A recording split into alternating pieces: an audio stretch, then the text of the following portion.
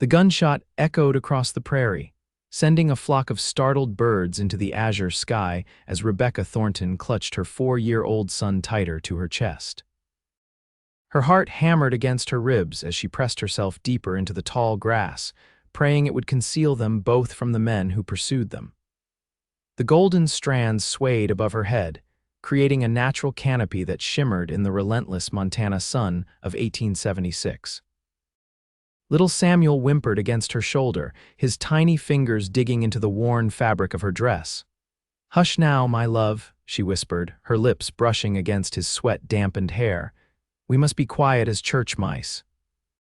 The irony wasn't lost on her Sunday mornings once meant hymns and prayers, not hiding for their lives in a sea of prairie grass. Another shot rang out, closer this time. Rebecca squeezed her eyes shut, mentally calculating how far they'd managed to flee from the small cabin she'd called home for the past 5 years. 2 miles, perhaps 3, not nearly far enough. "I know you're out here somewhere, woman." The voice belonged to Frank Holloway, her late husband's business partner and the man responsible for her current predicament. "You can't hide what's mine forever." What Frank believed was the deed to a silver mine was safely tucked inside Rebecca's bodice. The same deed her husband Thomas had died protecting just 3 days ago, his blood soaking into the floorboards of their modest home while she and Samuel hid in the root cellar. The sound of approaching horses made her blood run cold. She pressed her palm gently over Samuel's mouth, her own breathing shallow and controlled despite the panic threatening to overwhelm her. The tall grass was their only protection, a fragile shield against men with guns and hatred in their hearts. "Mama," Samuel whispered against her hand, his blue eyes wide with fear. "I'm scared." "I know, my brave boy," she murmured, brushing a kiss against his forehead, "but we must be still as stones." The horses drew nearer, hooves thundering against the hard, packed earth. Rebecca could almost feel the vibrations through the ground beneath her. She curled herself around Samuel, making their bodies as small as possible in the swaying grass. "Check over by that ridge," Frank's voice carried on the wind. She couldn't have gotten far with the boy. Rebecca closed her eyes, offering a silent prayer to a God she wasn't sure was listening anymore. Thomas had been a good man, honest and hardworking. He hadn't deserved to die over a piece of paper, no matter how valuable the silver mine it represented might be. The minutes stretched like hours as she lay frozen in place, listening to the men searching nearby. Samuel's small body trembled against hers, but he remained quiet, somehow understanding the gravity of their situation despite his tender age. Eventually, the sounds of the search party began to fade as they moved in the opposite direction. Rebecca released a breath she hadn't realized she'd been holding, but she didn't dare move. Not yet. Frank Holloway was cunning. This could easily be a trap to flush them out. As the sun climbed higher in the sky, the heat became nearly unbearable. Sweat trickled down Rebecca's back and Samuel grew restless in her arms. They needed water soon and shelter from the blistering sun. But venturing out meant risking discovery. A new sound pierced the afternoon stillness, the steady rhythm of a single horse approaching at a leisurely pace. Rebecca tensed, pulling Samuel closer. "Stay down," she whispered, peering cautiously through the tall grass. The rider came into view, a lone man on a chestnut mare. He wasn't one of Frank's men. She'd have recognized him. This stranger wore a dusty brown hat pulled low over his eyes, a blue shirt beneath a weathered leather vest, and chaps over his denim trousers. A cowboy, perhaps, or a drifter passing through. The man reined his horse to a stop not 20 feet from their hiding place. Rebecca held her breath as he dismounted, his movements fluid and practiced. He was tall, broad-shouldered, with a holstered revolver at his hip that he wore with the ease of familiarity. "I know you're there, madam," he called out, his voice low and steady, "in the grass with your boy." Rebecca's heart stuttered. How had he spotted them when Frank's men had ridden right past? "I mean you no harm," he continued, keeping his distance. "Those men searching for you headed north about an hour ago." He raised both hands, showing he wasn't reaching for his weapon. "You're safe in my sight." Still, Rebecca remained frozen, weighing her options. Samuel was growing dehydrated, his lips were chapped, his cheeks flushed with heat. They couldn't stay hidden forever. "My name's Rylan Wade," the stranger offered. "I've got water and food on my horse. Your boy sounds like he could use some." It was the mention of water for Samuel that finally prompted Rebecca to action.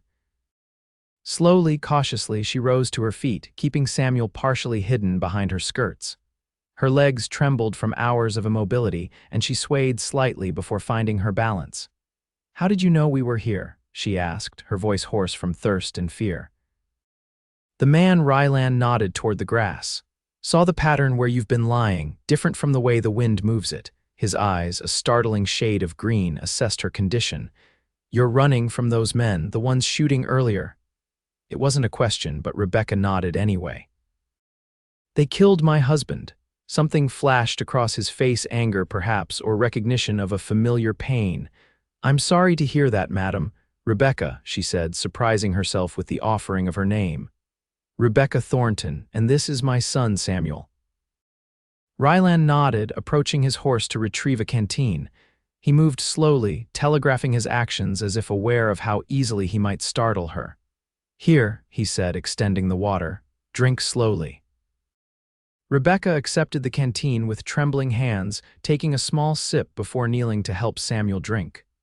The water was warm but clean, and it felt like salvation as it slid down her parched throat.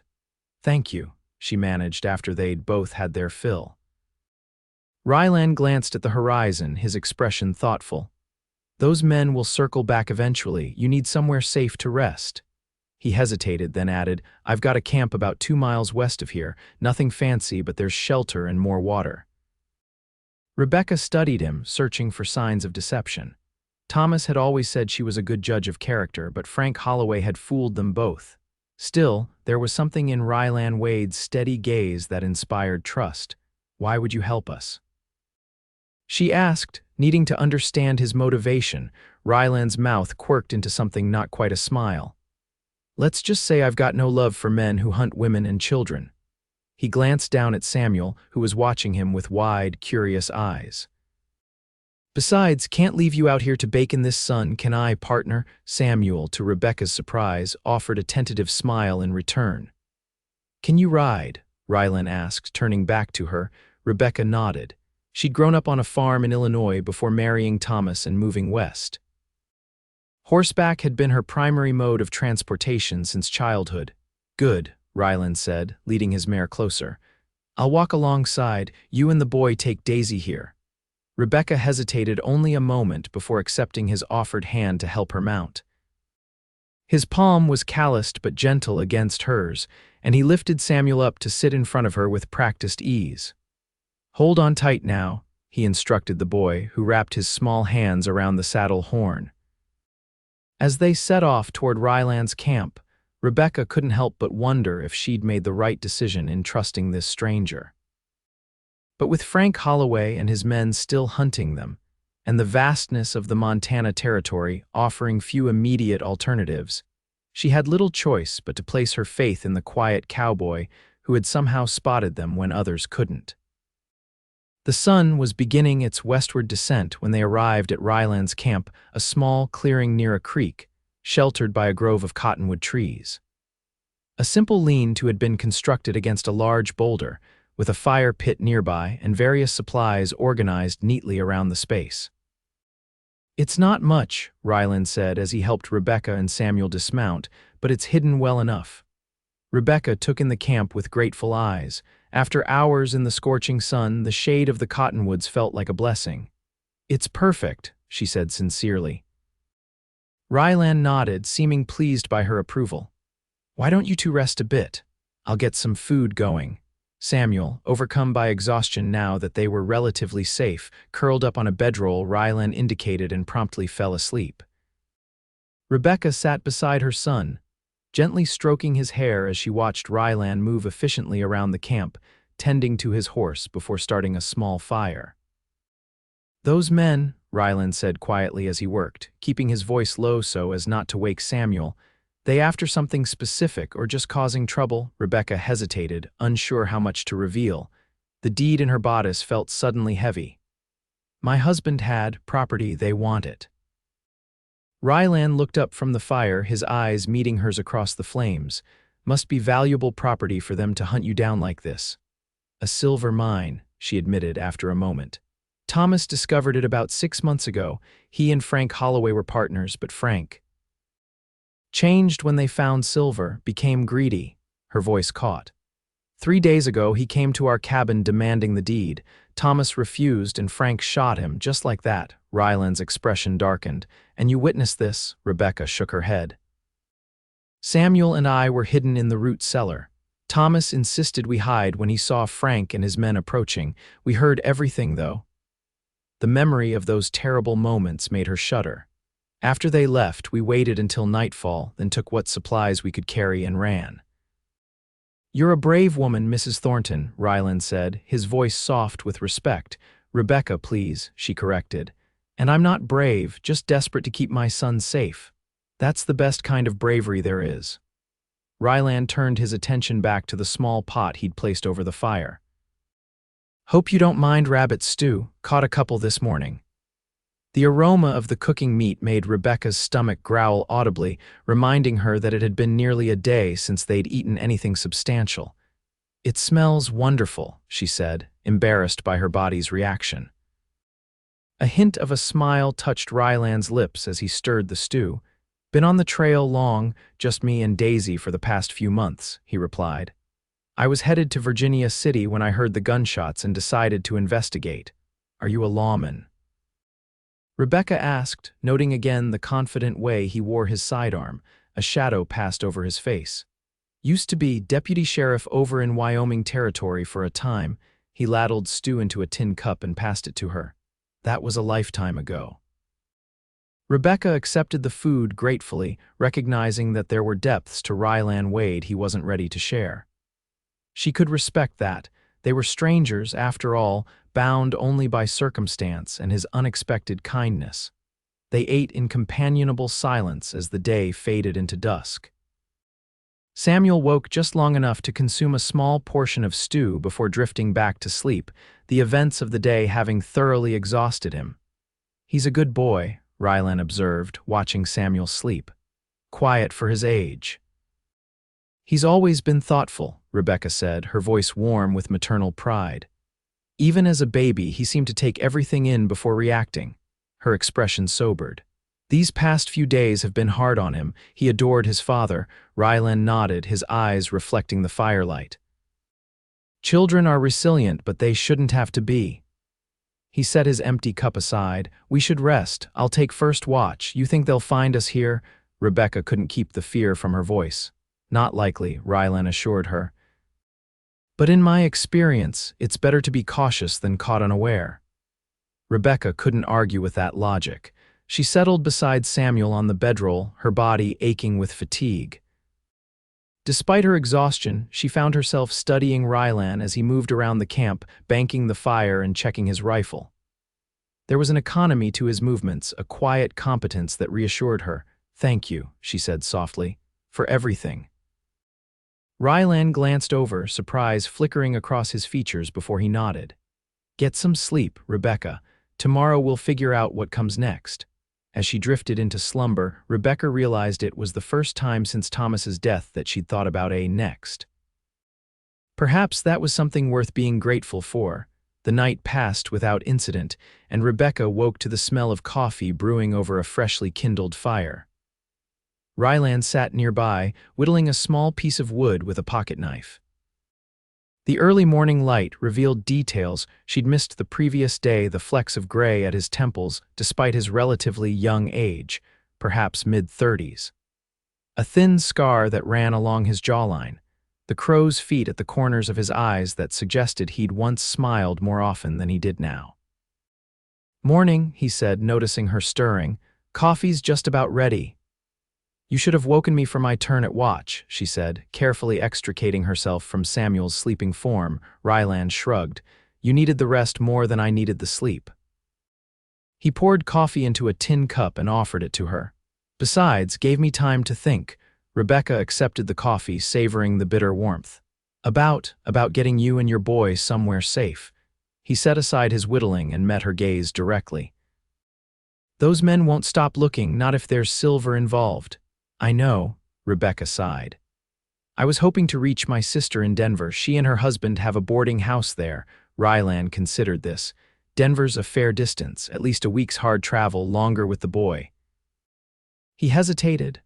"There's a ranch about 30 miles west of here. Man named Henry Caldwell owns it. He's a good sort, could probably offer you work and a place to stay until you decide your next move." Rebecca's pride bristled slightly. "I don't need charity, Mr. Wade," Rylan, he corrected gently. "And it wouldn't be charity. Caldwell's wife died 2 years back. He's got 3 young daughters and a ranch to run. From what I hear, he's desperate for help with the girls." The proposition was tempting. A temporary sanctuary would give her time to plan, to perhaps sell the mine deed safely and use the proceeds to start anew with Samuel. "You know this Mr. Caldwell well?" she asked. "Well enough to know he's honorable," Rylan replied. "Stopped at his ranch about a month ago when Daisy threw a shoe. He paid fair for some work I did repairing a barn roof." Samuel stirred then, rubbing his eyes as he sat up. "Mama," he called, momentarily disoriented. "I'm right here, sweetheart," Rebecca assured him, moving back to his side. The boy looked around, his gaze settling on Rylan. "Are you a real cowboy?" he asked with the directness only a child could manage. Rylan's face softened. "I suppose I am now, though I've been other things too.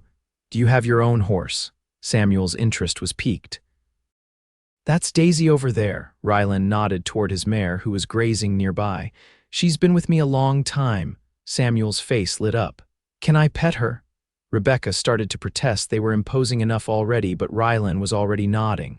"Sure thing, partner. After breakfast, I'll introduce you properly." The simple interaction warmed something in Rebecca's chest. It had been months since she'd seen Samuel so animated, so much like his curious self before Thomas's death. They shared a simple breakfast of hardtack and jerky, with Rylan slipping Samuel an unexpected treat, a slightly bruised apple he produced from his saddlebag. The boy's delight at the fruit was infectious, bringing brief smiles to both adults' faces. True to his word, after they'd eaten, Rylan led Samuel to where Daisy grazed, showing the boy how to approach slowly and offer his hand for the horse to sniff. Rebecca watched from a few paces away, her heart constricting at the sight of her son's cautious joy as he stroked the mare's velvety nose. "She likes you," Rylan told Samuel seriously. "She doesn't take to just anybody." Samuel beamed with pride. "Can I ride her sometime? If your ma says it's all right, maybe later today," Rylan promised, glancing at Rebecca for confirmation. She nodded, unable to deny her son this small happiness. While Samuel continued to bond with Daisy under Rylan's watchful eye, Rebecca took the opportunity to wash at the creek, the cool water a blessed relief against her skin. She rinsed her dress as best she could, though days of hard travel had left it stained and torn in places. Her reflection in the water was almost unrecognizable, hair tangled, face smudged with dirt and marked by exhaustion. "Here," Rylan's voice startled her. He stood a respectful distance away, holding out a small bar of soap and a relatively clean shirt. "Thought these might help." Rebecca flushed, embarrassed by her disheveled state. "Thank you," she said, accepting the offerings. "I must look a fright." Rylan's gaze was steady without judgment. "You look like someone who survived something terrible. There's no shame in that." His words, simple and direct, eased something tight within her chest. "Samuel is making a crown of wildflowers for Daisy," Rylan assured her. "Take your time, we're safe here for now." After he'd gone, Rebecca washed herself thoroughly, then donned Rylan's spare shirt over her undergarments while her dress dried in the sun.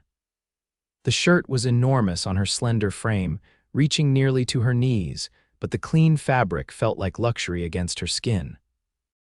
When she returned to camp, she found Rylan teaching Samuel how to tie various knots using a length of rope. The boy's face was screwed up in concentration as his small fingers mimicked Rylan's movements. "There you go," Rylan encouraged as Samuel successfully completed a simple knot. "That's the one you'd use to tether a horse when you're out on the range."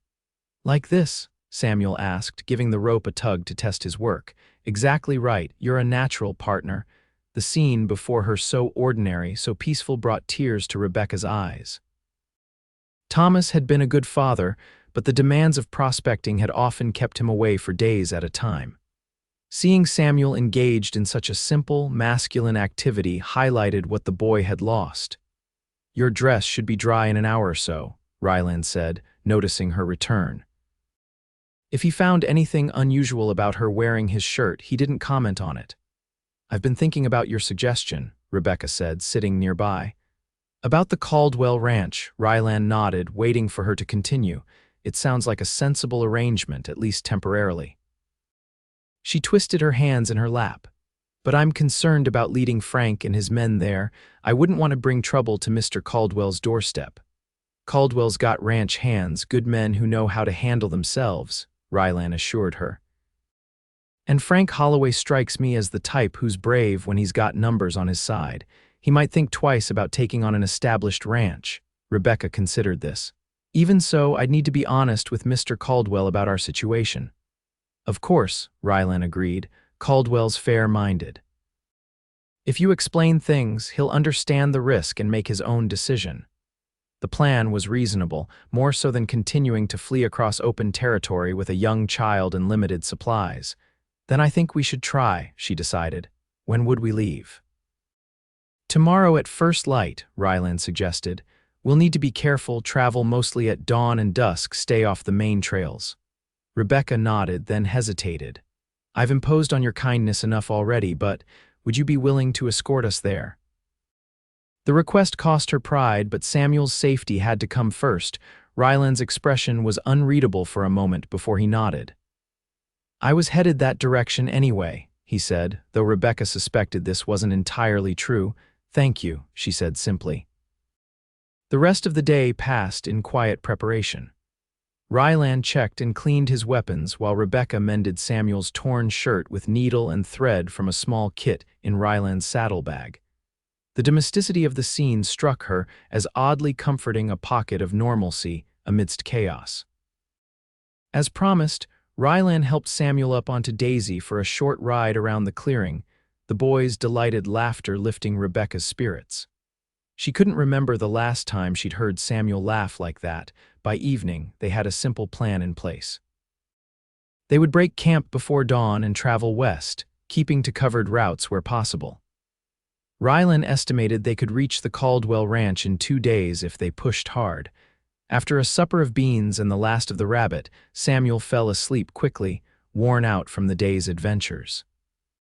Rebecca sat beside the fire, her mind too full for sleep despite her body's fatigue. You should rest, Rylan advised, cleaning his revolver by firelight. Tomorrow will be a long day, I know, she acknowledged. But every time I close my eyes, I see Thomas falling. She hadn't intended to share this, but the words escaped before she could stop them. Rylan's hands stilled on his weapon. I'm sorry, he said, and the simple sincerity in his voice told Rebecca he truly was. Losing someone that way, it leaves marks that don't show. You sound like you speak from experience, she observed quietly. He was silent for so long that Rebecca thought he wouldn't answer. When he finally spoke, his voice was low, almost a murmur. My wife and daughter, 7 years ago, raided on our homestead while I was away on deputy business. The revelation stunned Rebecca. Oh, Rylan, I'm so sorry, he nodded once, acknowledging her sympathy without meeting her eyes. Ellen was 23, Mary had just turned 4. His hands resumed their methodical cleaning of the revolver. After, I couldn't bear to stay. Turned in my badge and headed west. And you've been drifting ever since? Rebecca asked gently, more or less. Took odd jobs, ranch work mostly, kept moving. He reassembled his revolver with practiced efficiency. Turns out you can outrun a lot of things, but memories ain't one of them. Rebecca understood then why he had stopped to help them, why he'd spotted them when others hadn't. He'd recognized something in their plight that echoed his own loss. Samuel asks about his father every night before sleep, she confessed. I never know what to tell him. Rylan holstered his weapon and looked up at her. Tell him the truth as much as he can understand, that his father was a good man who loved him, that some memories fade but love doesn't. The wisdom in his words, clearly born from painful experience, touched Rebecca deeply. "Thank you," she said, and they both knew she meant for more than just the advice. Rylan nodded, then stood and added wood to the fire. "Get some sleep, Rebecca. I'll wake you before dawn." As she settled beside Samuel, Rebecca found herself studying Rylan's profile in the firelight. The man who had appeared in their lives so suddenly had depths she was only beginning to understand. For the first time since Thomas's death, she felt something beyond fear and grief, a tentative spark of hope that perhaps they weren't as alone in the world as she had thought. True to his word, Rylan woke her while the sky was still dark, the air crisp with pre-dawn chill. They broke camp efficiently, leaving minimal trace of their presence. Samuel, still half asleep, accepted being lifted onto Daisy without complaint, nestling against Rebecca once she mounted behind him. "We'll follow the creek west for a few miles," Rylan explained quietly as they set out. "It'll keep us hidden from the ridge lines where they might be watching." The first hour of travel passed in tense silence, all of them alert for any sign of pursuit. As the sun rose, bathing the landscape in golden light, Rebecca felt some of her anxiety ease. The vastness of the Montana territory worked in their favor now. Finding 3 people deliberately staying hidden would be like searching for specific needles in a haystack the size of a county. By mid-morning, they had covered several miles, alternating between riding and walking to spare Daisy. Samuel had fully awakened, his natural curiosity emerging as he pointed out wildlife and asked Rylan endless questions about everything from how deep the creek was to whether bears lived nearby. To Rebecca's surprise, Rylan answered each question with patience, sometimes elaborating with small stories or bits of wilderness lore that captivated the boy. It was clear he had experience with children, a painful reminder of the daughter he had lost. They stopped briefly at noon to rest and eat some of the provisions. Rylan had packed jerky, hardtack, and dried berries that Samuel declared not as good as real ones, but still tasty. As they prepared to continue their journey, a distant sound froze them all in place. Hoofbeats, approaching from the east. "Get down," Rylan ordered quietly, already moving to help Rebecca and Samuel dismount. "Take Daisy into those trees and stay put." Rebecca didn't argue, leading the horse into the cover of a small grove of pines while Rylan positioned himself behind an outcropping of rocks, rifle at the ready. "Mama, is it the bad men?" Samuel whispered, clinging to her skirts. "SHH, darling." "We don't know yet," she soothed, though her heart raced with fear. "We need to be very quiet." The riders, 3 of them, from what Rebecca could hear, came closer, their voices carrying on the still air. "Waste of time," one complained. "They're probably halfway to Fort Benton by now." "Boss says we keep looking," another replied gruffly. "That deed's worth a fortune." "Could have been a fortune split 4 ways," the third added. "Don't know why Holloway had to go and shoot Thornton. Man would have sold eventually." Thornton was stubborn. Always talking about doing right by his family, Holloway just got tired of waiting. Their casual discussion of Thomas's murder made Rebecca's blood boil, but she remained motionless, one hand covering Samuel's mouth to ensure his silence. The riders paused near the creek, apparently watering their horses. They were close enough now that Rebecca could see them through the trees, rough-looking men with unshaven faces and well-worn clothing. She recognized one as Jim Harker, who had occasionally done business with Thomas. "What about the woman and kid?" Harker asked. "Holloway really want them dead too. He wants that deed," the second man answered. "Don't much care how he gets it." "Shooting a woman and child seems excessive even for Holloway," Harker muttered. "You going soft, Jim?" the third man taunted. "Besides, we find them, maybe we just bring them back. Let Holloway decide what to do." Rebecca shuddered at the thought. Frank Holloway's cold eyes and cruel smile flashed in her memory. She had no illusions about what bringing them back would entail. The men remounted after a few minutes and, to Rebecca's immense relief, continued riding east rather than turning toward their hiding place. Even after the sound of hoofbeats faded, she remained frozen. Samuel clutched tightly against her. Rylan appeared at the edge of the trees, his expression grim. "They're gone," he confirmed.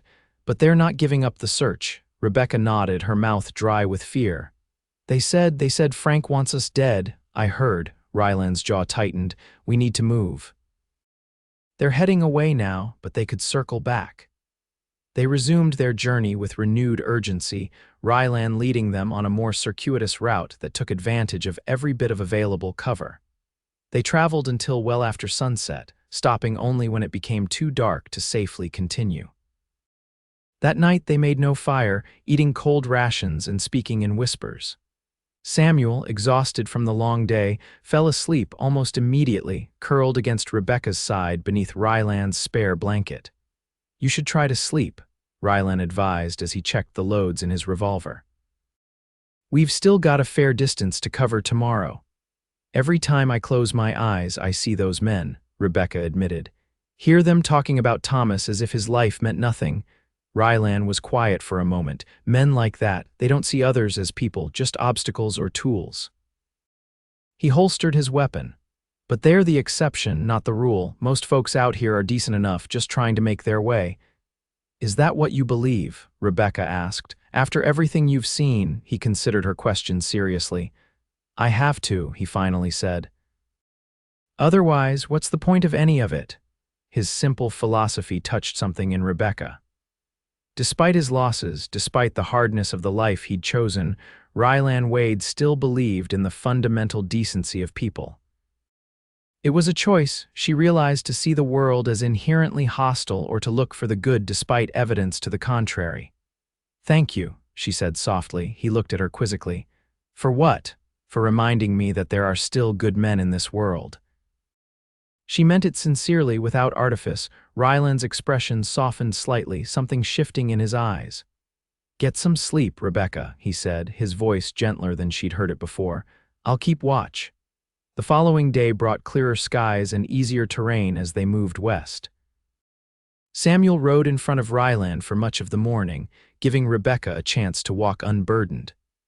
The boy and the cowboy had developed an easy rapport, with Rylan teaching Samuel about tracking animals and identifying various plants along their route.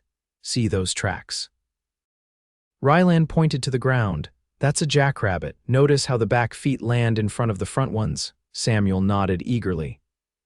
Is that how you find animals to eat? Sometimes, Rylan confirmed. Tracking's a useful skill out here. Helps you find food, water, or know if someone's following you. Like the bad men following us? Samuel asked with the directness of childhood. Rylan glanced at Rebecca before answering carefully. Yes, like them, but don't you worry. We're leaving a trail that's hard to follow, and we've got a good head start.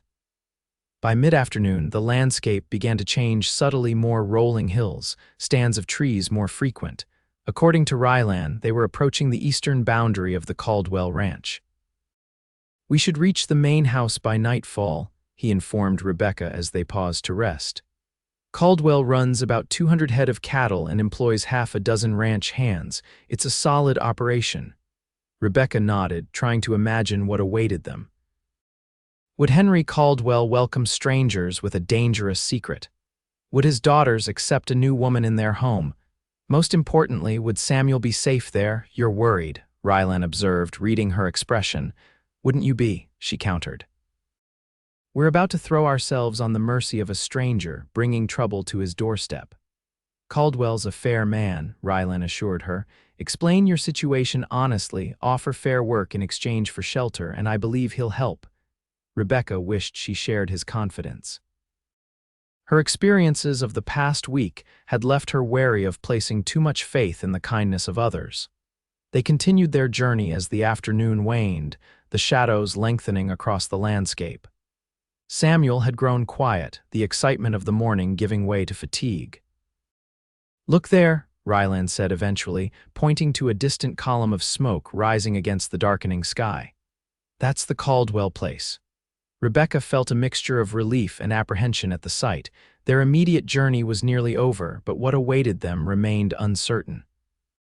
As they drew closer, the ranch came into view, a substantial main house built of timber and stone, a large barn, several outbuildings, and corrals containing horses and cattle. Smoke curled from the chimney, and lamplight glowed in the windows, creating an impression of warmth and security that made Rebecca's throat tighten with emotion. A dog began to bark as they approached, alerting the household to visitors. A moment later, the front door opened and a man stepped onto the porch, rifle in hand. "That's far enough," he called. "State your business." Rylan reined Daisy to a stop. "Henry Caldwell," he called back. "It's Rylan Wade. We met a month or so back when you hired me to fix your barn roof." The man lowered his rifle slightly. "Wade, didn't expect to see you back this way." His gaze shifted to Rebecca and Samuel. "You've got company, I see." "We could use some help if you're willing to hear us out," Rylan replied. Caldwell hesitated only briefly before nodding. "Come on up to the house, then. Lucy's just put supper on." As they approached, Rebecca could see Henry Caldwell more clearly, a man of perhaps 45, with graying hair and a weathered face that spoke of years working outdoors. He had kind eyes, though, and they assessed Rebecca and Samuel with curiosity rather than suspicion. "Mrs. Rebecca Thornton and her son Samuel," Rylan introduced them as they reached the porch. "They've had some trouble and need a safe place for a while." Caldwell nodded in greeting. "Madam." "Young man," he opened the door wider. "Come inside and get warm. We can talk after you've had something to eat." The interior of the Caldwell home was exactly as Rebecca had imagined a prosperous rancher's house might be: spacious, but not ostentatious, with solid furniture, a large fireplace, and touches of femininity in the curtains and cushions that spoke of a woman's influence, despite Rylan's mention that Caldwell was a widower. 3 girls of varying ages looked up from the table as they entered. The oldest appeared to be around 12, the youngest perhaps 6. "Girls, we have guests," Caldwell announced. "This is Mrs. Thornton, her son Samuel, and Mr. Wade, who helped us with the barn roof last month." The oldest girl stood politely. "I'm Catherine," she said. "These are my sisters, Elizabeth and Jane." An older woman emerged from what Rebecca assumed was the kitchen, wiping her hands on an apron. "Henry, I've set extra places," she said, her shrewd eyes taking in the newcomers. "Supper's ready to serve." "This is Lucy Hodges," Caldwell explained. "She helps with the house and the girls since my Martha passed." Introductions complete, they were ushered to the table where a hearty meal of roast beef, potatoes, and fresh bread awaited. Samuel's eyes widened at the sight of such abundance, and Rebecca realized with a pang how inadequately she'd been able to feed him during their flight. The meal passed pleasantly enough, with conversation kept to neutral topics. The Caldwell girls were well-mannered but curious, especially about Samuel, who seemed overwhelmed by the sudden social interaction after days of isolation. After supper, Lucy shepherded the children to another room for an hour of reading before bed, leaving the adults to talk privately. "Now then," Caldwell said, pouring coffee for them all, "suppose you tell me what kind of trouble has you running with a young child in tow." Rebecca exchanged a glance with Rylan, then took a deep breath and related the events of the past week: Thomas's discovery of silver, his partnership with Frank Holloway, the murder, and their subsequent flight. Caldwell listened without interruption, his expression growing darker as the tale unfolded. When Rebecca finished, he shook his head slowly. "I've heard of Holloway," he said grimly. "He's got a reputation for being ruthless in business. Never heard of him resorting to murder before, though." "The silver deposit is substantial," Rebecca explained. "Thomas believed it could be one of the richest strikes in the territory." Caldwell nodded thoughtfully. "And you have the deed." Rebecca's hand went instinctively to her bodice where the document remained hidden. "Yes. It's legally mine now as Thomas's widow. You understand that by sheltering you, I could be putting my family and my men at risk," Caldwell said bluntly. "I do," Rebecca acknowledged. "And I wouldn't blame you for turning us away, but I can work hard cooking, cleaning, sewing. I grew up on a farm, so I'm no stranger to labor." She swallowed hard. "All I ask is a chance to earn our keep while I figure out what to do next." Caldwell studied her for a long moment, then turned to Rylan. "What's your stake in this, Wade?" Rylan met the rancher's gaze steadily. "No stake. Just happened upon them when they were in trouble, and decided to escort them 50 miles out of your way." Caldwell's tone was skeptical. Rylan shrugged. "Seemed like the right thing to do." Caldwell considered this, then nodded as if coming to a decision. Mrs. Thornton, I won't turn away a woman and child in need. You're welcome to stay here as long as necessary. Lucy could use help with the house and the girls, and I pay fair wages. Relief washed over Rebecca. Thank you, Mr. Caldwell. I promise we won't be a burden. As for Holloway, Caldwell continued, my men are capable, and we're not without friends in these parts. If he shows up here looking for trouble, he'll find more than he bargained for. The simple assurance nearly brought tears to Rebecca's eyes.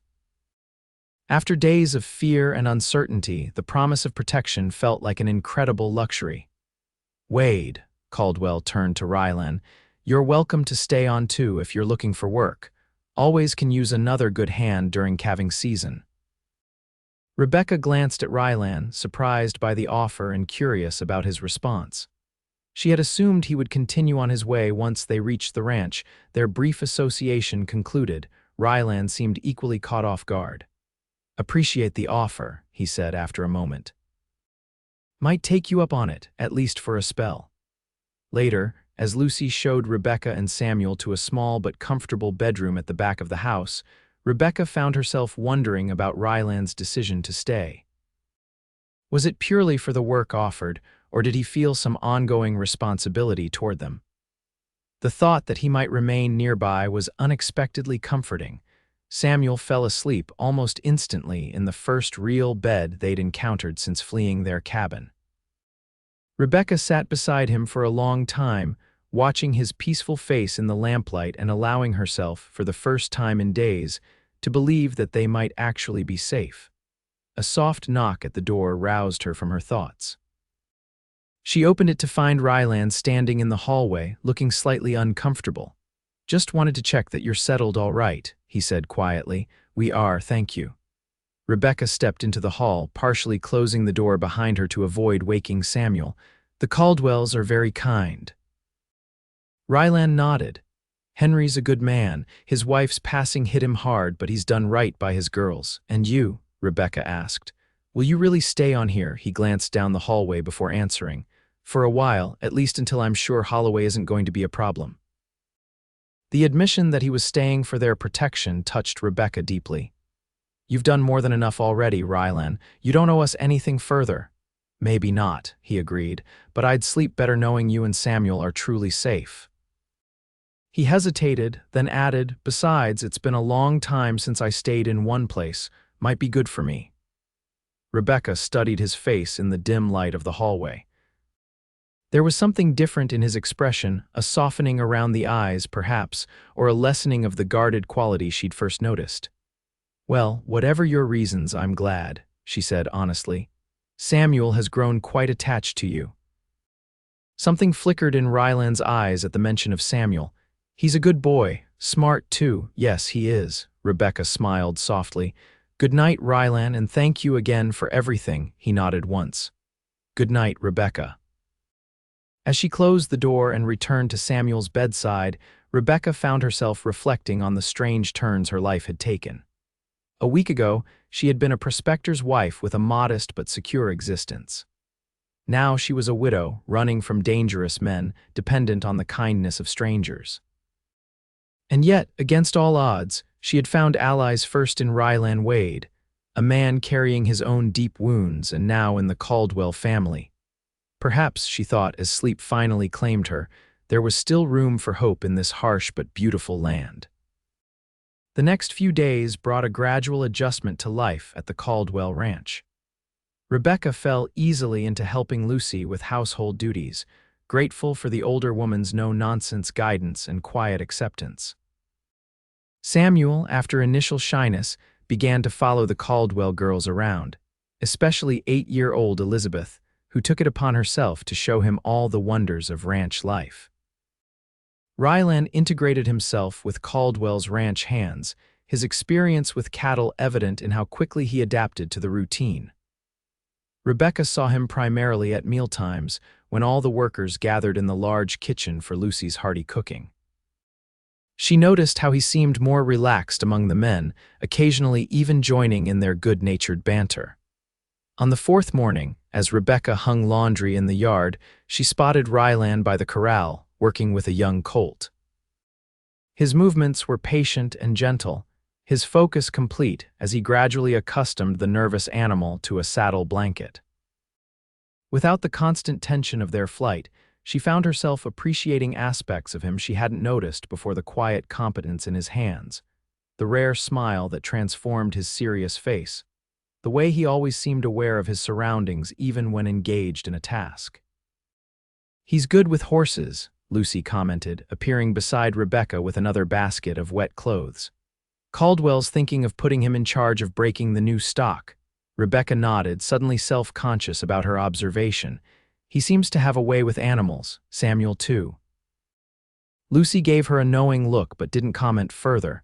Instead, she said, "Henry's riding into town tomorrow for supplies. Might be a good chance for you to send a letter to your sister in Denver, let her know you're safe." The suggestion was practical and kind. "Yes, I should," Rebecca agreed. "Thank you for thinking of it. Been meaning to ask," Lucy continued as they worked. "What do you plan to do about that mine deed? Seems to me it's both your greatest asset and your biggest problem." Rebecca had been pondering this very question. "I'm not entirely sure," she admitted. "I could sell it, I suppose, though I'm not familiar enough with such transactions to know if I'd receive fair value." Lucy nodded thoughtfully. "Henry might have some advice there. He's had dealings with mining companies before, selling rights on parts of his land." "I'll speak with him," Rebecca decided, though part of me wonders if the deed is worth the danger it represents. "Everything of value comes with risk," Lucy said philosophically.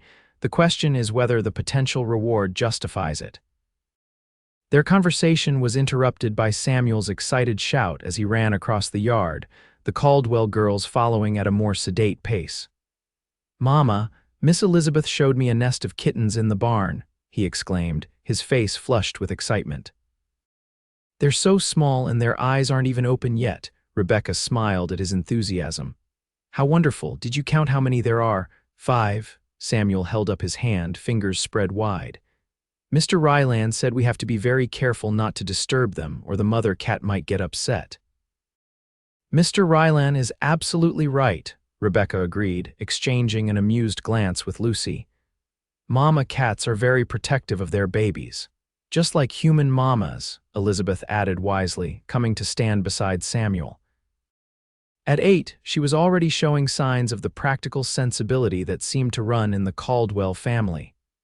"Exactly like human mamas," Rebecca confirmed, ruffling Samuel's hair affectionately. That evening after supper, when the children had been sent to bed, Rebecca approached Henry Caldwell about the mine deed. They sat in the comfortable parlor, Rebecca somewhat nervous about broaching the subject that had caused so much tragedy. "Lucy mentioned you might have some insight about what to do with Thomas's silver claim," she began. Caldwell nodded, puffing thoughtfully on his pipe. "Been giving it some thought, actually. Seems to me you have a few options." "I'm listening," Rebecca said, grateful for his willingness to advise her. "You could sell the deed outright to one of the mining companies operating in the territory. Quick cash, but you'd likely get less than it's worth." He blew a smoke ring toward the ceiling. "Or you could seek an investor, someone to put up the capital for equipment and labor in exchange for a percentage of the profits." Rebecca considered this. "The second option sounds more advantageous in the long term." "Potentially," Caldwell agreed. "But it would mean dealing with the claim directly, possibly even visiting the site. Given Holloway's determination, that could be dangerous." Rylan, who had been sitting quietly in a corner chair, spoke up. "There's a third option. File a complaint with the territorial marshal about Thomas's murder. With a legal investigation underway, Holloway's claim on the mine would be contested until the matter is resolved." Caldwell nodded slowly. "Wade's got a point. The law might move slowly out here, but a murder accusation would put Holloway on the defensive." "But would it stop him from coming after us?" Rebecca asked, unconvinced. "He's already shown he's willing to kill for that claim." "It would make it harder for him," Rylan said. "Right now, he's operating in the shadows. An official investigation would put him under scrutiny." Rebecca weighed the options, each with its own risks and potential rewards. I need to think about this, she finally said. It's not just my future at stake, but Samuel's as well. Take your time, Caldwell advised kindly. You're safe here while you decide. The conversation shifted to other topics, but Rebecca remained preoccupied with thoughts of the deed hidden in her belongings. It represented both opportunity and danger, a legacy from Thomas that could secure their future or continue to threaten their lives. Later that night, unable to sleep, Rebecca slipped out of the bedroom she shared with Samuel and made her way to the kitchen for a glass of water. To her surprise, she found Rylan sitting at the table, a cup of coffee before him despite the late hour. Couldn't sleep, he asked, looking up as she entered. Rebecca shook her head. Too many thoughts circling. She poured herself water from the pitcher on the sideboard. What's your excuse? A hint of a smile touched his lips. Old habits, never been much for sleeping through the night. Rebecca hesitated, then sat across from him. Can I ask you something? He nodded, waiting. If you were in my position, what would you do? About the deed, I mean. Rylan considered the question seriously. I'd probably take it to the marshal, he said after a moment. Not just because of Holloway, but because it's the right thing to do. Thomas was murdered. That shouldn't go unpunished. His answer didn't surprise her. Despite his rough exterior, Rylan had demonstrated a strong sense of justice. I'm afraid, she admitted softly, not just of Holloway, but of making the wrong decision for Samuel's future. That's natural, Rylan assured her. Being a parent means carrying that fear always. His expression softened with something like remembrance. My Ellen used to say that worrying about making the wrong choice just proved how much you cared about making the right one. The mention of his late wife, offered so naturally in conversation, felt like a small gift, a piece of his past shared willingly. She sounds wise, Rebecca said gently. She was. Rylan's gaze grew distant for a moment before refocusing on Rebecca. Whatever you decide about the deed, you won't be facing it alone. Caldwell's a man of his word, and his offer of protection stands. And you? Rebecca asked, the question slipping out before she could reconsider it. How long will you stay? Rylan looked somewhat taken aback by her directness. I don't have any pressing engagements elsewhere, he said carefully, and Caldwell's offering steady work. Rebecca nodded, accepting his non-committal answer even as she found herself hoping he would remain. In the short time she'd known him, Rylan Wade had become someone she trusted implicitly, a rare commodity in her current circumstances. Samuel will be pleased, she said, rising from the table. He's quite decided you're the most interesting person he's ever met. A genuine smile spread across Rylan's face, transforming his features. High praise from a 4-year-old, indeed. Rebecca paused at the doorway. Good night, Rylan. Good night, Rebecca. As she returned to her room, Rebecca felt more settled than before. No decision had been made about the deed, but somehow the simple conversation had eased her mind. Whatever path she chose, she wouldn't be walking it alone. The following weeks brought a rhythm to life at the Caldwell Ranch that Rebecca found both comforting and healing. The daily routine of chores, meals, and caring for Samuel provided structure after the chaos of their flight. Lucy proved to be not just an employer but a friend, offering practical advice and quiet support as Rebecca adjusted to her new circumstances. Samuel thrived in the ranch environment, following the Caldwell girls on their adventures and developing a particular fondness for the barn kittens, which he visited daily to chart their growth. His nightmares, which had been frequent after Thomas's death, gradually subsided, replaced by excited chatter about horses, cattle, and the various wildlife he encountered. Rebecca found herself watching him with a mixture of gratitude and wonder. Children were remarkably resilient, she reflected. Given safety and affection, they could adapt to almost any situation. Her own adaptation was more complex. The grief of losing Thomas remained, a dull ache that occasionally flared into sharp pain when something reminded her of him. But alongside it grew new feelings: appreciation for the Caldwells' generosity, satisfaction in contributing to the household, and an increasing awareness of Rylan Wade's presence in their lives. Rylan had settled into ranch work with surprising ease for a man who had drifted for years.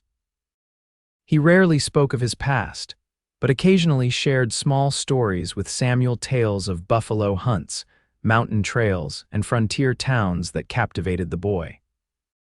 Rebecca sometimes found herself lingering within earshot during these exchanges, drawn as much by Rylan's gentle storytelling manner as by Samuel's delighted reactions.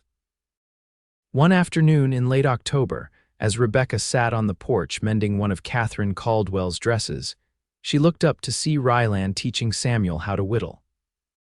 They sat on an overturned log near the barn, Rylan's hands guiding Samuel's small ones as they shaped a piece of pine with a small, dull knife deemed safe enough for a child. The sight stirred something unexpected in Rebecca's chest, not just appreciation for Rylan's kindness to her son, but a deeper emotion she wasn't ready to name.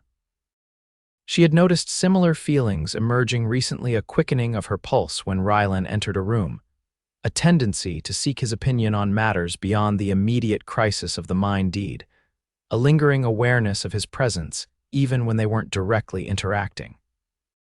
"He's good with the boy," Henry Caldwell remarked, stepping onto the porch with a cup of coffee. Rebecca startled slightly, not having heard his approach. "Yes, he is," she agreed, returning her attention to her sewing. "Samuel adores him." Caldwell settled into a nearby chair, sipping his coffee thoughtfully. "Wade's changed since you folks arrived," he observed. "First time I met him, he had that look men get when they've been alone too long, closed off. Now he seems more present." Rebecca considered this assessment. She had noticed a gradual shift in Rylan's demeanor, more frequent smiles, greater ease in conversation, less of the vigilant wariness that had characterized him during their journey to the ranch. "I think having purpose helps," she said carefully. "The work here, I mean."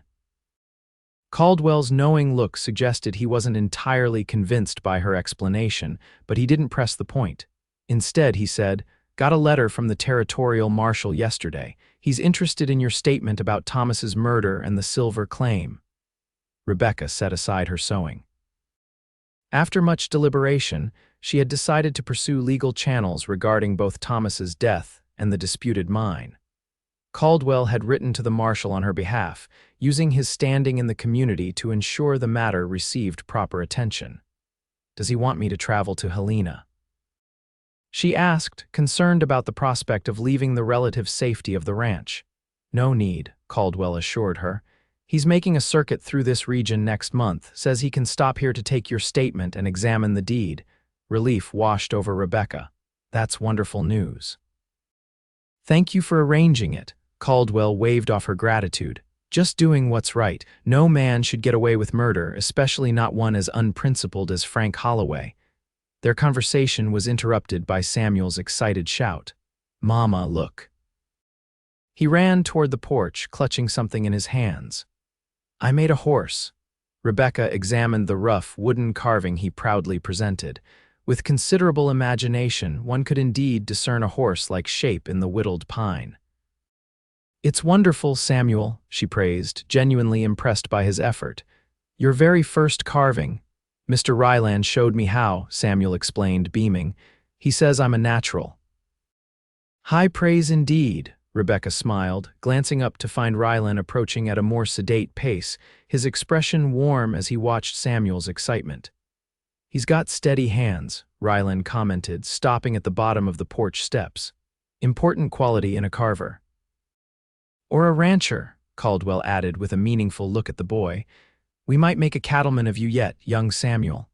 Samuel considered this possibility with all the seriousness a 4-year-old could muster. "Could I still whittle if I was a rancher?" The adults laughed, and Caldwell assured him that ranchers often had multiple skills. The conversation turned to the upcoming cattle drive to the winter pastures, with Rylan and Caldwell discussing logistics while Samuel listened, fascinated by the adult talk. Rebecca observed the scene with a sense of contentment that had become increasingly familiar over the past weeks. There was something right about this tableau: Samuel engaged and happy, Rylan at ease among friends, the threat of Frank Holloway diminished though not forgotten. Later that evening, after the children were in bed, Rebecca found herself alone with Rylan on the porch. The night was clear and cool, the stars brilliant in the vast Montana sky. They sat in companionable silence for a time, each lost in their own thoughts. "Samuel's proud of that horse he carved," Rylan eventually said, "showed it to every hand on the place before supper." Rebecca smiled in the darkness. "He treasures your approval, it means a great deal to him." "He's a fine boy," Rylan replied simply. "You've done well with him, especially considering what you've both been through." The compliment warmed her. "Thank you, though I think having men like you and Henry around has been good for him these past weeks. Thomas was often away prospecting. Samuel missed having that male influence." Rylan was quiet for a moment. "My father died when I was young," he finally said. "I remember how important other men became: uncles, neighbors, the local sheriff. They all shaped me in different ways." Rebecca turned to study his profile in the faint light from the house windows. Rylan rarely spoke of his childhood or life before his tragedy. This small offering felt significant. "Were you very young?" she asked gently. 10, he replied. "Influenza took him. My mother raised 3 boys on her own after that." "She must have been a strong woman," Rylan nodded. "She was. Worked as a seamstress, kept us fed and clothed somehow." His voice held quiet admiration. "Never remarried, though she had offers. Said she'd had her great love already." The sentiment resonated with Rebecca. After Thomas's death, she had assumed her own chance at love was complete, that her future would be defined solely by her role as Samuel's mother. "I thought that way too," she admitted softly, "that Thomas was my one chance at happiness." Rylan turned toward her, his expression difficult to read in the dim light. "And now?" The question hung between them, laden with possibilities neither had openly acknowledged. Rebecca's heart quickened as she considered her answer. "Now I think perhaps life is more generous than that," she said carefully. "That perhaps there can be different kinds of happiness if we're brave enough to recognize them." Rylan's hand moved across the space between their chairs, finding hers in the darkness. His calloused fingers closed gently around hers, warm and steady. The simple contact sent a current through Rebecca that both startled and thrilled her. "I've been alone a long time," he said, his voice low. "Told myself it was safer that way, easier."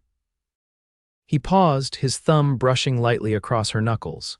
"Meeting you and Samuel, it's reminded me of what I've been missing." Rebecca's breath caught at the admission. "And what is that?" she asked, needing to hear him say it. "Connection," Rylan answered simply. "Purpose beyond just surviving. The chance to care for someone again and maybe be cared for in return." The vulnerability in his words touched Rebecca deeply. This man, who had lost everything and chosen solitude as a shield against further pain, was offering her a glimpse of his true heart. "I do care," she whispered, turning her hand to lace her fingers with his. "More than I expected to, more than I thought possible after Thomas." Rylan's grip tightened slightly. "I don't want to rush you, Rebecca, or confuse Samuel. You both have been through enough upheaval." His consideration for their feelings only deepened Rebecca's growing affection. "Samuel adores you," she assured him. "And I find myself thinking of you in ways that go beyond gratitude for your help." In the silence that followed, Rebecca could hear the distant hooting of an owl, the soft nickering of horses in the barn, the creak of the porch swing moved by a gentle breeze. Ordinary sounds that somehow underscored the extraordinary moment unfolding between them. Rylan stood suddenly, still holding her hand, and drew her gently to her feet. They stood facing each other in the moonlight, close enough that Rebecca could feel the warmth radiating from his body. "I never expected to find you," he said, his voice rough with emotion. "Hiding in that tall grass with your boy, never thought I'd feel this way again." Rebecca's free hand rose to touch his face, tracing the line of his jaw. "I'm glad you found us," she whispered. "Glad you said we were safe in your sight." Rylan leaned forward slowly, giving her time to withdraw if she wished. Instead, Rebecca rose slightly on her toes to meet him. The kiss was gentle at first, tentative, two people rediscovering something they had thought lost forever. Then it deepened, becoming an affirmation of the connection that had been growing between them since that first encounter on the prairie. When they finally drew apart, Rebecca felt both shaken and steadied. Shaken by the intensity of feelings she had not anticipated, steadied by the certainty that those feelings were genuine and reciprocated. "I should say good night," she murmured, though she made no move to release his hand. Rylan nodded, understanding the need for caution. "We have time," he said softly. "No need to rush." The simple promise that there would be time for them to explore this newfound connection filled Rebecca with quiet joy. After weeks of uncertainty and fear, the prospect of a future with possibilities beyond mere survival seemed almost miraculous. As she finally turned to enter the house, Rylan's voice stopped her. "Rebecca." He waited until she looked back at him. "I meant what I said that first day. You're safe with me, always will be." The words, echoing his initial promise in the tall grass, held deeper meaning now. Rebecca smiled, her heart full.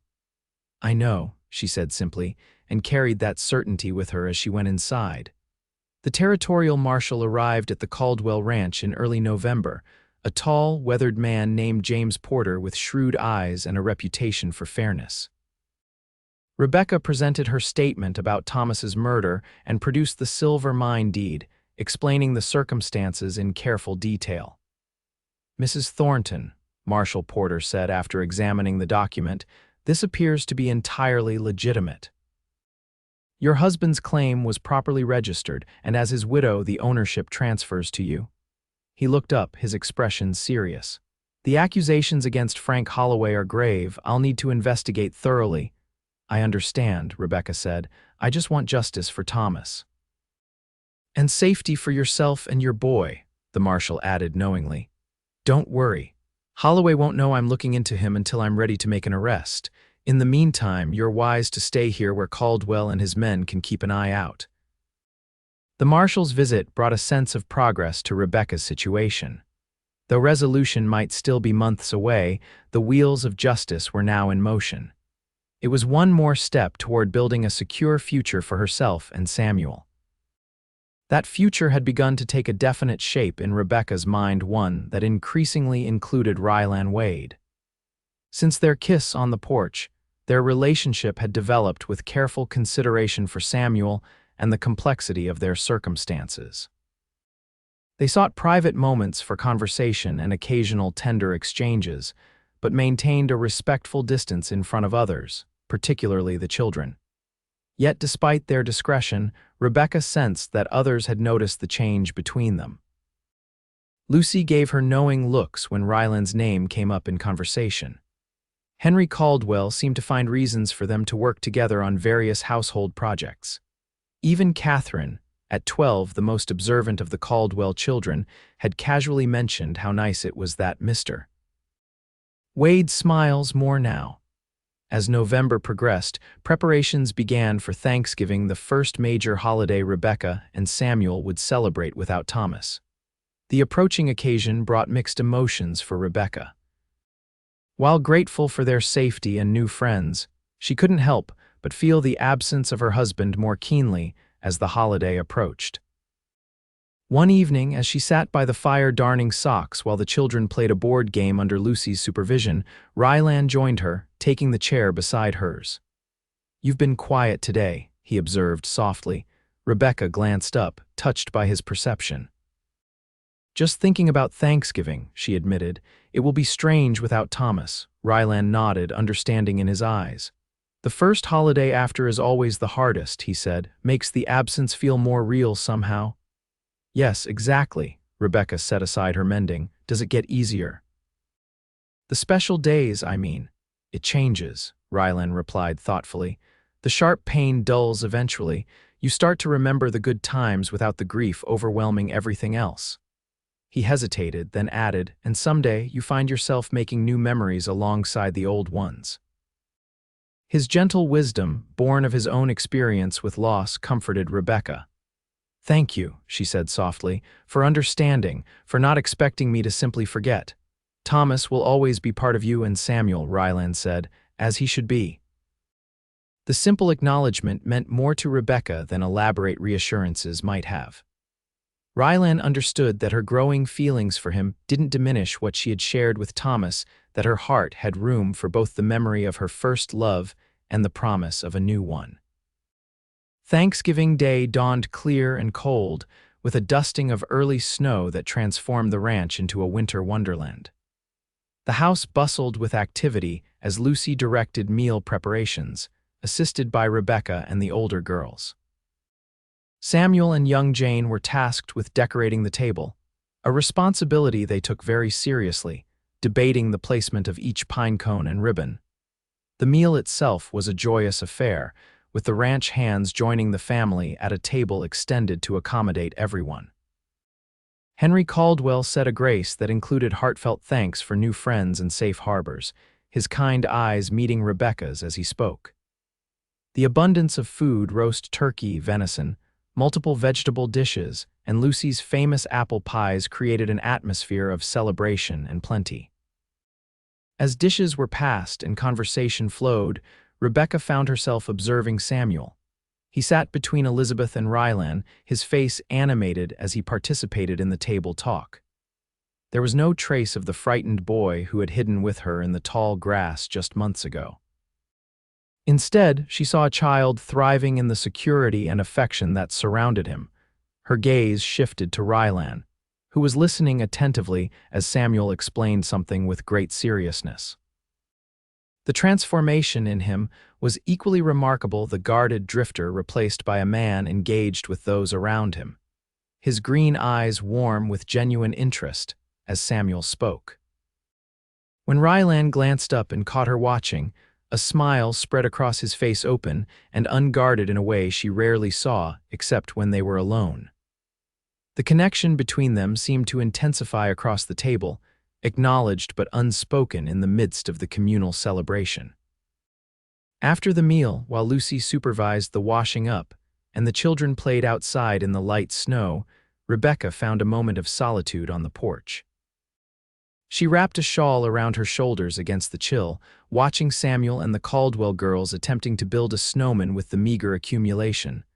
The door opened behind her, and Rylan stepped out, carrying 2 cups of coffee. He handed one to Rebecca before joining her at the railing. "Thank you," she said, grateful for both the warm drink and his company. They stood in comfortable silence for a time, watching the children's play. Samuel's laughter rang out clear in the crisp air as Elizabeth helped him roll a small snowball. "He's happy here," Rylan observed. Rebecca nodded. "Yes, he is." She took a sip of coffee, gathering her thoughts. "I've been thinking about what happens next after the marshal's investigation is complete." Rylan turned slightly toward her, his expression attentive but neutral. "What are you thinking?" "Initially, I thought we would continue to Denver as planned to stay with my sister," Rebecca explained. "But now, I'm not so sure that's the right path." "And what would be the right path?" Rylan asked, his voice carefully even. Rebecca met his gaze directly. "I think perhaps our future might be here, or nearby at least." She hesitated, then continued with quiet determination. "Samuel is thriving. I have work that I enjoy and am good at, and there's you." Rylan's expression softened at her words. "Rebecca, I know it's soon," she hurried on. "I know we're still learning each other, but I also know that what's growing between us is real and valuable, and I don't want to walk away from it." Rylan set his coffee cup on the railing and took her free hand in both of his. "I've been thinking too," he admitted, "about settling down. Putting down roots." His thumbs traced gentle patterns on her palm. "For the first time in 7 years, I can imagine a future beyond the next town or the next job." Hope blossomed in Rebecca's chest at his words. "What do you see in that future?" she asked softly. Rylan's gaze was steady, his voice low with emotion. "You, Samuel, a home," he swallowed visibly. "A family." The simple declaration brought tears to Rebecca's eyes. "I see that too," she whispered. Rylan reached up to brush a tear from her cheek. "I love you, Rebecca Thornton," he said, the words both solemn and joyful. "I think I started falling the moment I saw you rise from that tall grass, fierce as a mama bear protecting her cub." Rebecca laughed softly through her tears. "I must have looked a fright." "You looked beautiful," Rylan countered, "brave and determined and exactly who you needed to be for Samuel." "And now," she asked, leaning slightly into his touch. "Now you're still all those things," he said, "but you're also the woman I want to build a life with if you'll have me." Rebecca's heart swelled with emotion. "I love you too," she said simply. "And yes, I want that life with you." Rylan drew her into his arms then, his kiss a tender promise of the future they both envisioned. Rebecca melted against him, feeling truly safe for the first time since Thomas's death, not just physically protected, but emotionally secure in the knowledge that her heart had found its home. A delighted squeal from the yard broke them apart. Samuel was pointing in their direction, his small face alight with excitement. "Mr. Rylan is kissing Mama," he announced to his playmates with the unfiltered honesty of childhood. Rebecca felt heat rise to her cheeks, but Rylan only laughed, keeping one arm around her waist as they faced the children's curious stares. "Yes, I was," he confirmed without embarrassment. "Is that all right with you, Samuel?" The boy considered this question with endearing seriousness before nodding decisively. "Yes, Mama smiles more when you're around." The simple observation, echoing what Catherine had said about Rylan, brought fresh tears to Rebecca's eyes. Even at 4, Samuel had recognized the happiness Rylan brought to their lives. "Well, that's good then," Rylan said, his voice slightly rough with emotion, "because I plan to be around for a long time if you and your Mama will have me." Samuel ran toward the porch, snow clinging to his coat and boots. "Forever?" he asked, looking up at them. Rylan glanced at Rebecca, his eyes full of love and certainty. "Forever sounds about right to me." "Me too," Rebecca agreed, her heart overflowing as she embraced both the man she loved and the son who had accepted him so readily. As the Caldwell girls joined them on the porch, exclaiming over the news and asking excited questions, Rebecca felt a sense of rightness settle over her. The journey that had begun in fear and desperation, hiding in the tall grass with her son, a desperate widow fleeing for their lives, had led to this moment of joy and promise. There were still challenges ahead. Frank Holloway remained a threat until the marshal completed his investigation. Decisions about the silver mine needed to be made. A new life with Rylan would require adjustments for all of them. But standing there, surrounded by friends who had become family, with Rylan's steady presence beside her and Samuel's trusting hand in hers, Rebecca knew they would face whatever came together. The future stretched before them, not as a path of continued flight, but as a journey of building something beautiful from the ashes of loss. "Forever," she repeated softly, the word both a promise and a prayer of thanksgiving for the unexpected gift of second chances. The winter of 1876 brought heavy snows to Montana territory, transforming the landscape into a pristine expanse of white that glittered under clear, cold skies. Life at the Caldwell Ranch settled into a rhythm dictated by the season, the men tending to livestock in the sheltered valleys, the women managing the household, the children finding adventures despite the confining weather. For Rebecca and Rylan, the winter months provided a precious opportunity to deepen their relationship away from immediate danger. With travel difficult and Frank Holloway's movements restricted by the same snow that kept them close to home, they found themselves in a cocoon of relative safety. Their courtship progressed with a blend of traditional propriety and the accelerated intimacy of people who had already faced life-threatening situations together. Rylan moved from the bunkhouse to a small cabin on the property that Henry Caldwell offered for his use, close enough for daily interaction, but maintaining appropriate separation that respected both Rebecca's widowhood and the children's presence. In January, news arrived via a weather-delayed post-rider. Marshal Porter had gathered enough evidence to issue a warrant for Frank Holloway's arrest on charges of murder. The man himself, however, had fled the territory, reportedly heading for the Dakota goldfields when he learned of the investigation. "It's not the justice I hoped for," Rebecca admitted to Rylan as they sat before the fire after sharing this news with the Caldwells. "But knowing he's a wanted man, that he can't simply return and threaten us again, it's a relief." Rylan nodded, his expression thoughtful. "Porter's a persistent man, he'll keep looking." He took her hand, his thumb tracing gentle circles on her palm. "But more importantly, this means you're free to make decisions without fear hanging over you." Rebecca understood his meaning. With Holloway officially designated an outlaw and forced to flee, the immediate danger to her and Samuel had significantly diminished. The future they had begun to envision could now take more concrete shape. "I've been corresponding with a lawyer in Helena," she said, "about the silver mine." She had mentioned these letters before, but not their specific content.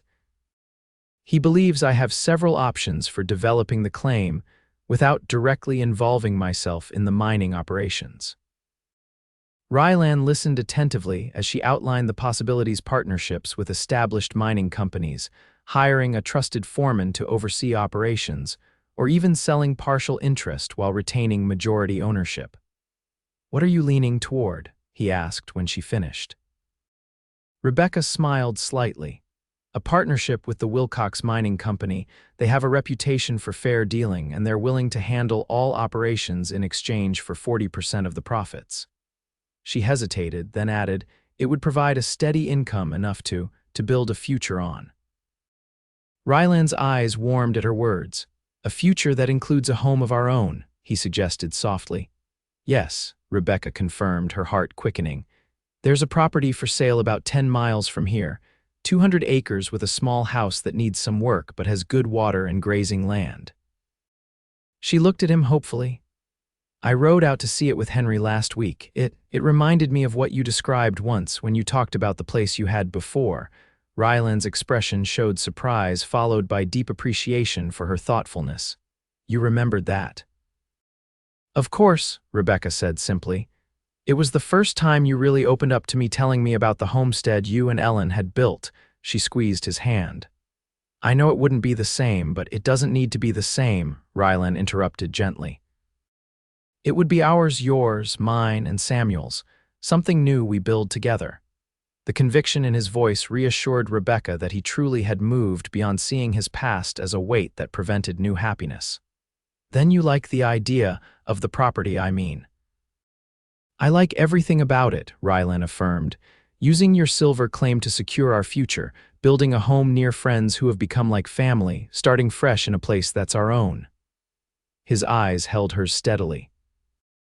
"But mostly I like that you're thinking of us as a family, making plans that include me in your and Samuel's lives permanently." Rebecca's smile widened. "Samuel already considers you family," she pointed out. "He asked me just yesterday if you would be his new papa once we were married." Ryland's breath caught visibly at this revelation. "And what did you tell him?" "I said that would be up to you and him to work out together," Rebecca replied, "but that I thought you would be honored by the question." "I am," Ryland said, his voice rough with emotion. "More than I can say." He hesitated, then asked, "And when did we decide we were getting married, Mrs. Thornton?" Rebecca felt heat rise to her cheeks. "I might have been presumptuous," she admitted, "but Samuel asked if I loved you like I loved his papa, and I said yes." He's a logical boy. Marriage seemed the obvious conclusion to him. Ryland laughed softly, rising from his chair to kneel before her. "Well, we can't have Samuel thinking his mama is illogical," he teased, taking both her hands in his. Then his expression grew serious. "Rebecca Thornton, I love you. I love your son. I want to spend the rest of my life with both of you, building something good together." He took a deep breath. "Will you marry me?" Though the proposal was not unexpected given their conversation, Rebecca still felt tears spring to her eyes at the formal question. "Yes," she whispered. "Yes, Rylan, I will marry you." He rose slightly to kiss her, a tender promise of the life they would share. When they parted, Rebecca laughed softly, wiping away happy tears. "Samuel will be thrilled," she said. "Though he may have some specific questions about your qualifications as a father." Rylan grinned, the expression transforming his usually serious face. "I'll do my best to meet his standards. I've been practicing my whittling and horse stories specifically to impress him." Their shared laughter sealed the moment, joy mingled with anticipation for the future they would build together. The wedding took place in early April, as the snow retreated and the first wildflowers emerged to dot the awakening landscape. It was a simple ceremony held in the Caldwell's parlor, with the territorial circuit preacher officiating. Henry Caldwell stood as Ryland's best man, while Lucy helped Rebecca prepare for her special day. Samuel took his role as ring-bearer with utmost seriousness, practicing his walk down the short aisle for days beforehand. The Caldwell girls scattered flower petals and sang a hymn, their sweet voices filling the room with hope and promise. Rebecca wore a new dress of soft blue calico with a sprig of white flowers in her hair.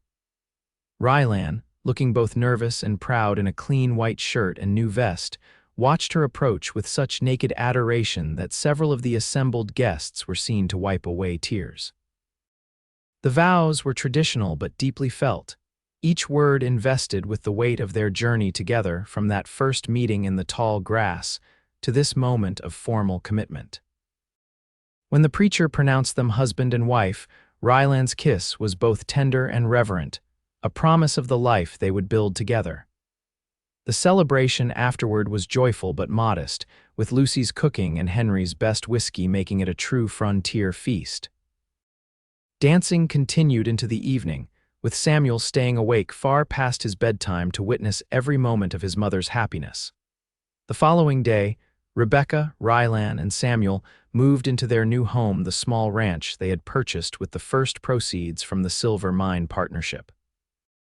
The house was indeed in need of work, with a sagging porch and drafty windows, but it had good bones and plenty of room for the family they hoped to expand. That first night, after Samuel had fallen asleep in his new bedroom decorated with the wooden animals Rylan had helped him carve, Rebecca and Rylan stood on their porch, looking out over the land that was now theirs. "Happy?" Rylan asked, his arm around her waist. Rebecca leaned into his embrace, contentment washing through her. "Very," she assured him. "It feels right being here with you, starting this new chapter." Rylan nodded, his expression reflective. "When I found you that day, hiding in the tall grass with Samuel, I had no idea how much my life was about to change." "Neither did I," Rebecca admitted. "I was so frightened, so certain we were alone in the world. And now," Rylan prompted softly. Rebecca turned in his arms to face him, her eyes shining with love and certainty. "Now I know better. We have each other, we have friends who are like family, we have this home and all the possibilities it represents." She touched his face gently. "We have a future, Rylan, one we'll build together day by day." Rylan's kiss was both an affirmation and a promise, the seal on a covenant that had begun with 7 simple words spoken in a moment of crisis. "You're safe in my sight." As Rebecca returned his embrace beneath the vast Montana sky, she knew those words had proven true beyond her wildest hopes. In Rylan's sight and in his heart, she and Samuel had found not just safety, but belonging. Not just shelter, but home. The journey that had begun in fear, with a widow and her son hiding in the tall grass, had led to this moment of profound peace and joy. Whatever challenges the future might hold, they would face them together, a family forged in adversity but bound by choice, by love, and by the promise of all the good days yet to come. 10 years later, Rebecca Wade stood on the porch of their expanded ranch house, watching as Rylan taught their youngest daughter to ride her pony in the fenced paddock nearby. At 6, little Ellen was the image of her father, with the same determined set to her jaw and the same thoughtful green eyes. Samuel, now 14 and nearly as tall as Rylan, was helping their middle child, 7-year-old Thomas, practice roping a wooden calf. The boys' laughter carried on the summer breeze, a sound that never failed to warm Rebecca's heart. The Silver Creek Ranch, as they had named their property, had prospered over the decades since their marriage. The house had been expanded twice to accommodate their growing family. The herd of cattle had increased from an initial 20 head to over 200. A small but productive orchard now provided fruit for Lucy Hodges' famous pies when she visited from the Caldwell place. The silver mine that had once brought such danger to Rebecca and Samuel's lives had indeed proven valuable, providing the financial foundation for their success. But it was the life they had built together, Rylan, Rebecca, and the children, that represented the true treasure they had found. Frank Holloway had eventually been captured in Dakota Territory and returned to Montana to face justice for Thomas Thornton's murder. His trial and subsequent imprisonment had finally closed that chapter of Rebecca's life, allowing her to move forward without the shadow of his threat. "Mama, look." Ellen called, her face alight with pride as she guided her pony in a small circle without Rylan's hand on the lead rope. "I'm doing it by myself." "Wonderful, darling," Rebecca called back, smiling at Rylan's obvious pride in their daughter's achievement.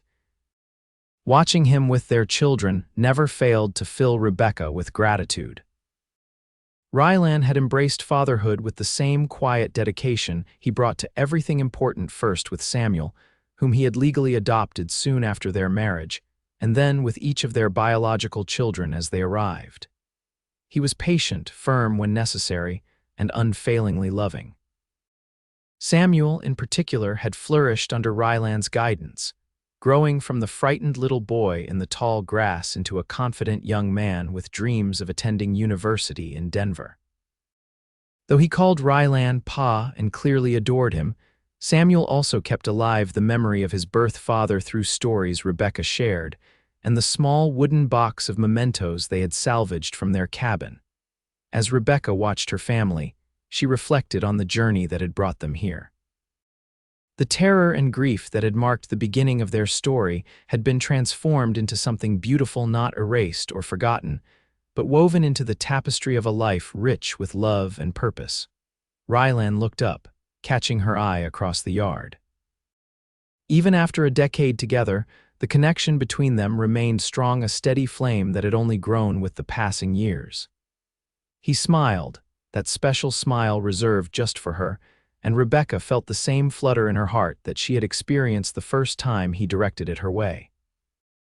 Later that evening, with the children asleep and the house quiet around them, Rebecca and Rylan sat on the porch swing, enjoying the cool night air. His arm rested comfortably around her shoulders, her head leaned against him in the easy intimacy of long marriage. "I was thinking today," Rebecca said softly, "about how different our lives might have been if you hadn't spotted us that day in the tall grass." Rylan's arm tightened slightly around her. "I've thought about that too. What if I'd taken a different route? What if I hadn't heard those gunshots?" He pressed a kiss to her temple. "But I did, and here we are." "Here we are," Rebecca echoed, contentment in her voice. "A family, a home, a life better than I ever dared hope for after Thomas died." "You know what I remember most about that first day?" Rylan asked. "The way you stood up from that grass, putting yourself between me and Samuel even though you were terrified, so brave, so determined to protect him at any cost." His voice softened with admiration. "I think I started falling in love with you right then, though I didn't recognize it at the time."